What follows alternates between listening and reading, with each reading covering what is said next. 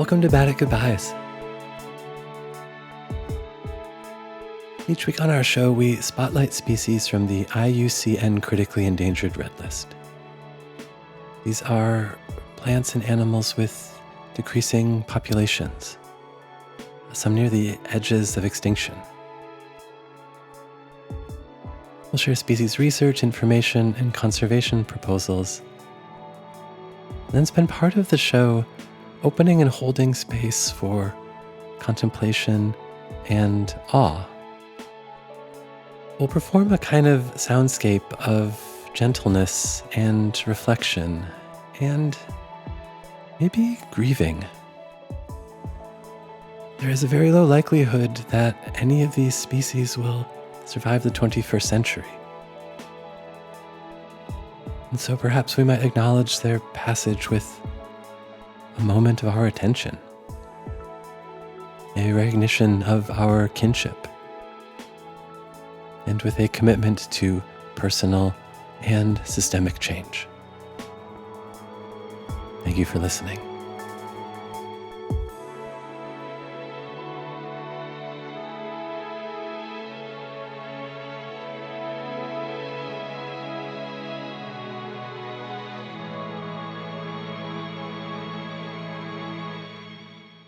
On today's show, we consider the Maxwell's Grevillea.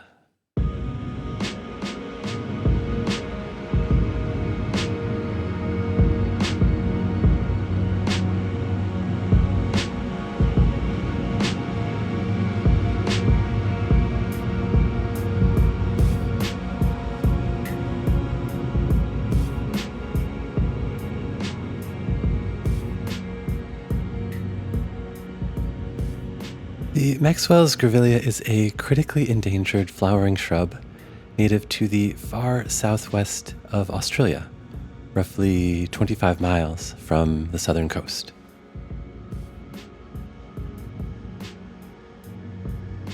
It is a low-lying shrub with a prostrate growth form, generally only reaching heights of 1 to 3 feet, but spreading up to 5 feet in width. It is an evergreen shrub with spiny, needle-like leaves.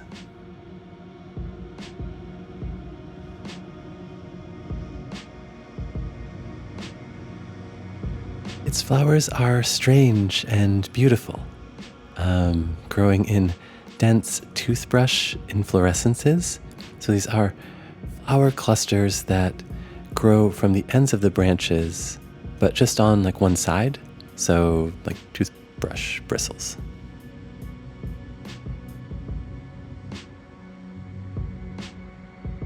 Each flower has a very elongated style. The style is the tubular part of the pistil, the reproductive organ. It connects the stigma, where pollen lands, to the ovary, where seeds develop. So the flowers are clumped together, and the many long styles give the inflorescences like a kind of like looping, tangled, spidery appearance. They are a striking, rich, pinkish, reddish color with a soft, furry texture.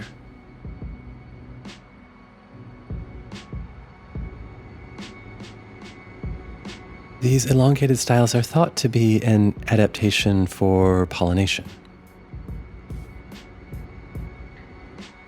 They help attract pollinators and facilitate pollen transfer. So the extended styles increase the likelihood of contact with pollinators, enabling pollen transfer and subsequent fertilization.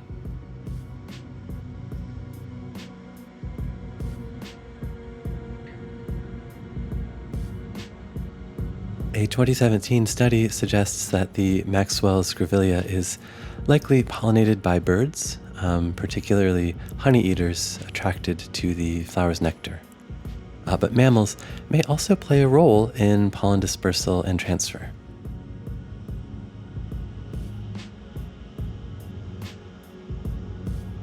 Flowers are produced in August and September. And then once pollinated, the flowers develop into woody follicles. So a follicle is a dry single cavity fruit with a hardened, so woody fruit wall that provides protection for the seeds.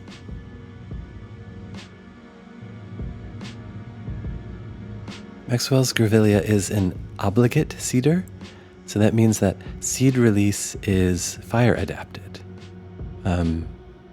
Here's a simplified version of how this works. So the fruits remain closed, protecting their seeds even when mature, and then in the presence of fire, specifically smoke and high heat, the fruit opens, releasing the seeds onto the ground and into favorable conditions for seedling success. So fire has cleared away competing vegetation, it's opened the canopy to more sunlight, and the decomposition following fire releases nutrients into the soil. And so the seeds themselves are also stimulated by fire cues. They remain dormant until the presence of heat or smoke initiates germination.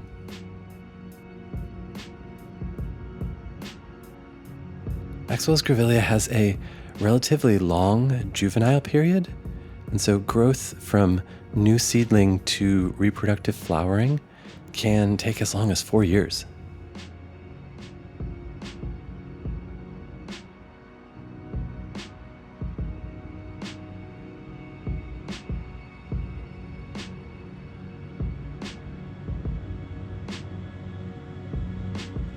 Maxwell's Grevillea is native to southwestern Australia in the Western Australian province, where it grows in the Pallinup River area, east of the Stirling Ranges.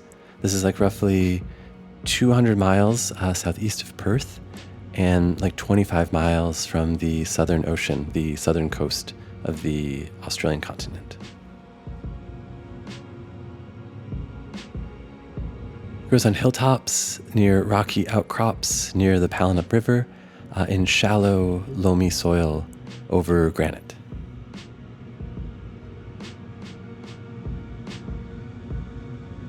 This is the Esperance Plains. This is a bioregion with heathlands, woodlands, and mallee scrub habitats, and a Mediterranean climate, with hot, dry summers and cooler winters. This is an arid and drought and fire-prone region. Summer temperatures reach into the low 90s, winter dips into the 40s, and rainfall is relatively low, averaging only roughly 19 inches per year.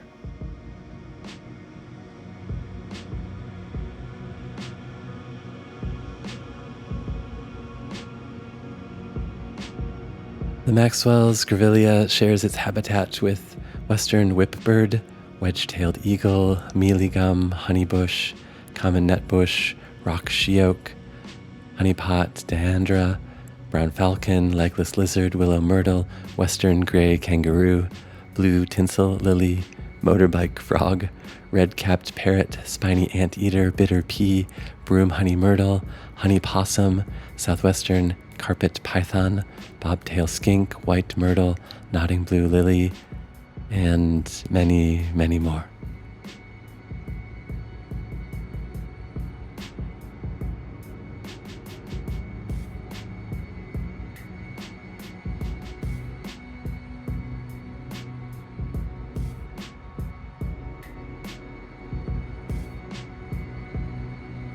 In the dream to once again be a fire-revering being.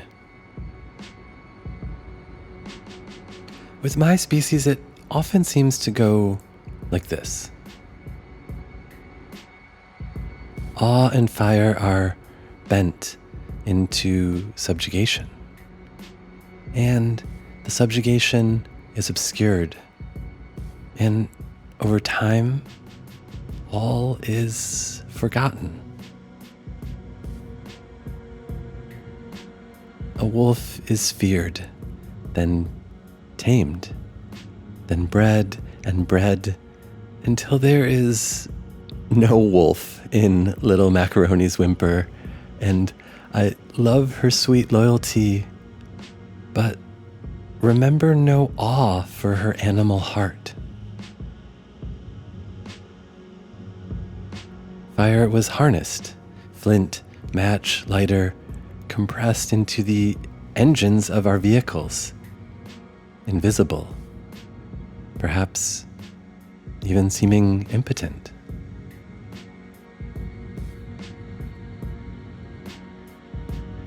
Until, of course, it escapes,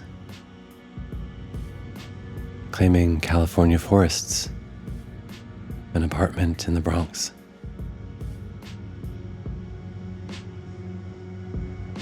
And we remember to fear again.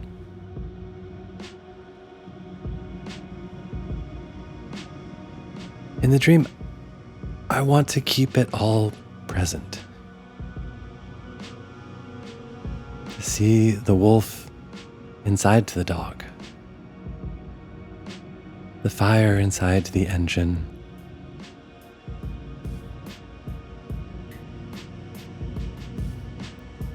to know awe and fear, and to ask for mercy and forgiveness in the dream.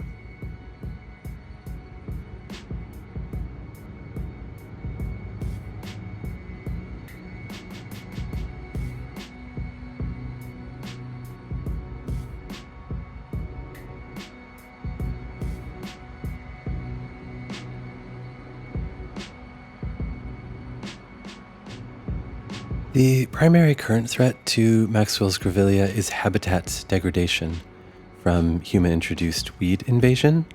So weeds compete with the Grevillea for resources, and they increase grazing pressure. So as less nutritious or less desirable weeds like overpopulate the habitat, native herbivores will increasingly turn to the Maxwell's Grevillea for sustenance, risking overgrazing.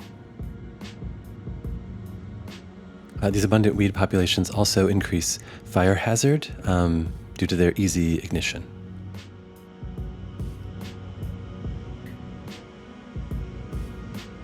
Changes in precipitation patterns and wildfire frequency and severity are a long-term threat. Human-induced climate change is resulting in increased drought, which reduces flowering, viable germination, and increases adult mortality.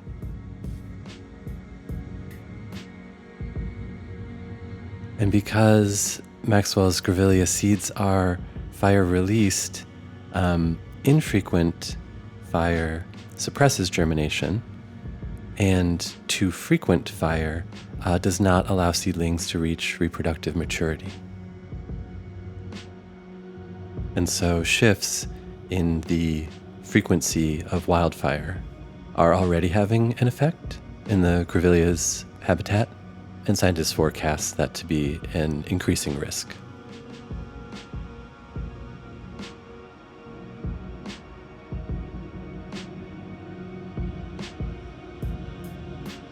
Though protected in Australia as rare flora, most of the Maxwell's Grevillea occur on privately held, unmanaged, and unprotected land.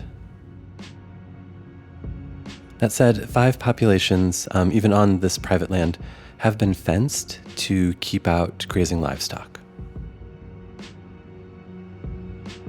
Roughly 1,500 seeds have been collected and are safely stored at the Western Australia Threatened Flora Seed Centre.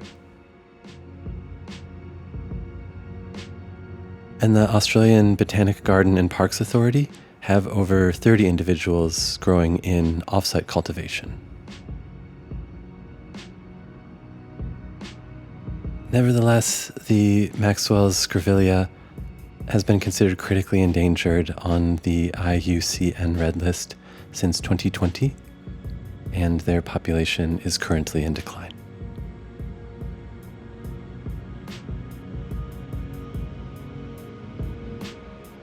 Our most recent counts estimate there are less than 700 Maxwell's Grevillea in the wild.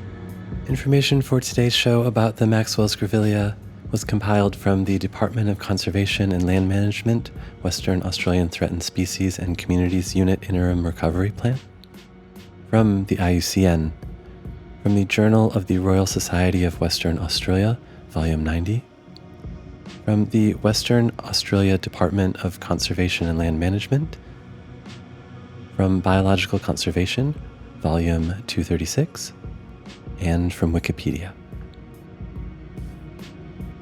For more information about the conservation and protection of Maxwell's Grevillea, please visit the Government of Western Australia's Department of Biodiversity, Conservation and Attractions at dbca.wa.gov.au.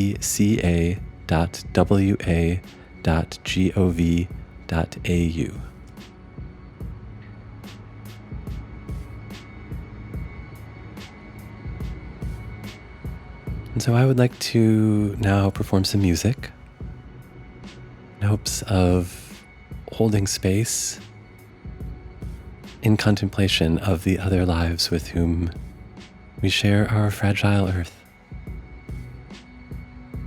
I do want to say specifically, I don't intend to extract meaning from the Maxwell's Grevillea, and I don't want to falsely put meaning upon it. Instead, I want this music and this moment to be space to consider my own relationship to other life, as a human in the Anthropocene, and specifically my relation to life that may be nearing extinction.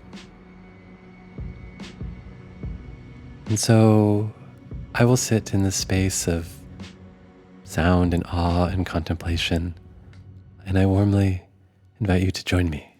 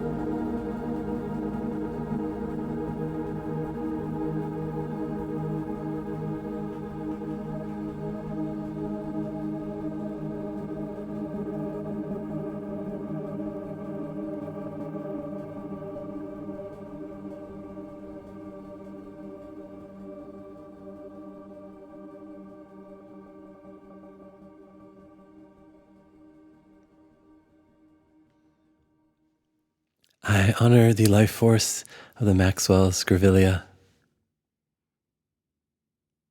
I am committed to holding its name in my record.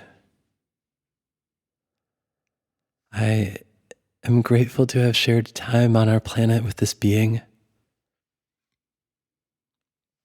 And I lament the ways in which I and my species have harmed and diminished this species. I grieve. And so in the name of the Maxwell's Grevillea, I pledge to reduce my consumption, my carbon footprint, and my wastefulness. I pledge to acknowledge and attempt to address the costs of my actions and my inactions. I pledge to resist the harm of any plant or animal kin or their habitat by individuals, corporations, and governments. I forever pledge my song to the witness and memory of all life, to a broad celebration of biodiversity, to the total liberation of all beings.